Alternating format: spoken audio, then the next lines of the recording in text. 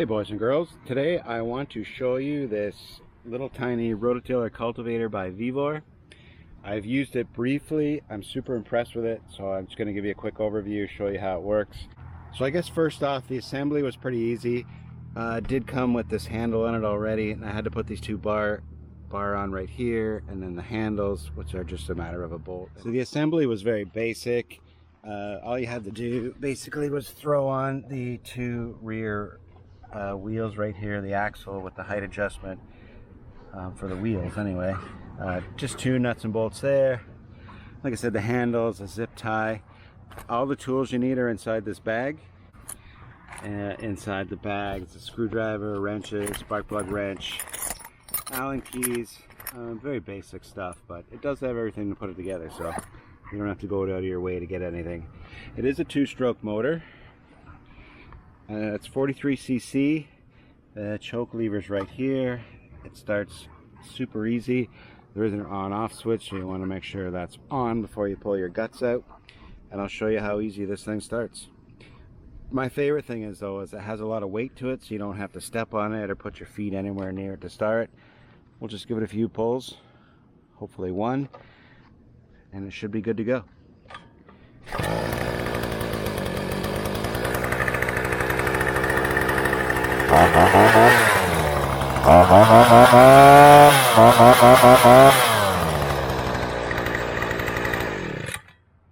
Yeah, it starts that easy. It's amazing. So another feature that I really like about it, as you can see right here, this rear axle slides all the way up. So right now it's all the way down, so you can just tilt it back and transport it. But when you're tilling, you slide this collar over right here, which is kind of difficult with one hand, but I'll try it. So that's all the way up, which is basically keeps the wheels off the ground so that you can get tilling and tilling deep. I'm going to use this for weeding in between my rows. I have a pretty big garden, so this is going to come in really handy. I've already tried it out once. It has tons of power, works really good, and I'll show you how it works in the dirt. Before we go into the dirt, it did come with this handy mixing can, because it does mix the fuel 40 to 1. This is something I've always measured out myself in milliliters, but this makes it very easy. It does say fuel mixing bottle on it. And if you can see right there, right here it says 40 to 1. That's where we want to mix our fuel. So you fill your oil up to this 10 mark. I'm telling you that that's how much oil you need to put in to make a liter. And then on this side of the bottle there's also a 10 and there's a 5. But if you want to mix up a full liter of fuel, you put your gas all the way up to there.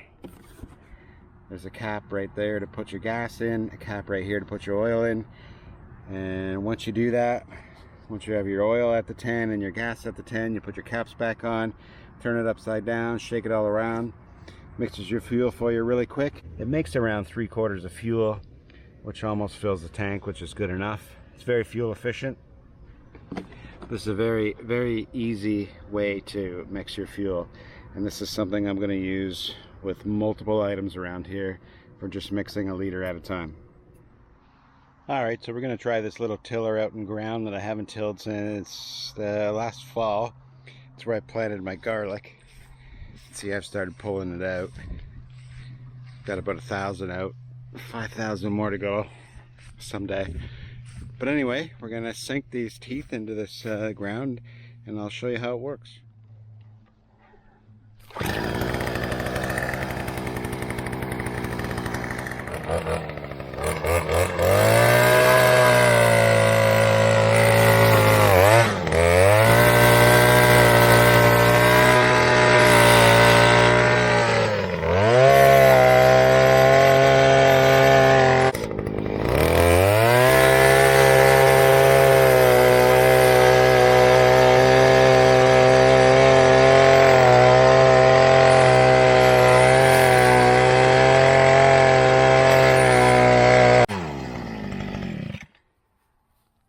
I know that's a pretty quick demonstration, but it's hard to do with one hand. But you can see this thing cultivates like crazy. It's dug right down. It's got it in some nice soil. I believe to my door it was around 270 bones. It's going to be well worth it. So if you're thinking of buying a little cultivator, rototiller for small jobs or weeding like I'm going to use, I definitely recommend this one at Vevor. Thanks for watching, guys. We'll see you in the next video.